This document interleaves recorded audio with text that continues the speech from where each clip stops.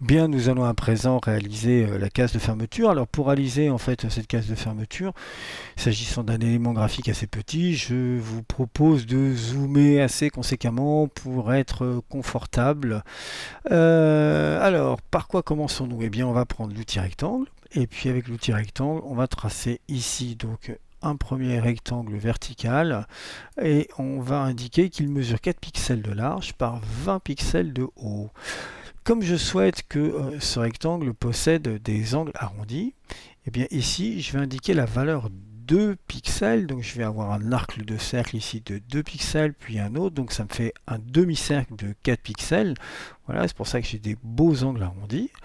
Je vais maintenant non pas refaire la même chose à l'horizontale, je vais être plus feignant que ça, je vais éventuellement dupliquer cet élément-là, voilà, en maintenant la touche Option lorsque je me déplace, hein, ça a pour effet de dupliquer un élément. Ici, je m'approche de n'importe lequel des angles et je vois que je peux effectuer ici une rotation. Alors quand j'effectue cette rotation, on voit qu'il y a des chiffres qui sont en train de bouger. Ce que je veux, c'est vraiment être à 90 degrés. Si je maintiens pendant que je fais en fait cette rotation, si je maintiens mon doigt enfoncé sur la touche majuscule, là je m'aperçois que je me déplace de 15 degrés en 15 degrés. Regardez les chiffres, en fait ils progressent de 90, 105, 120, etc., etc. Donc moi ce que je veux, c'est arriver à 90.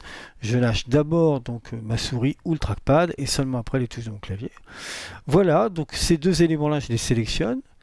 Et puis je vais demander ici à Figma donc de me centrer ces deux éléments selon leurs axes, ici horizontal et là vertical.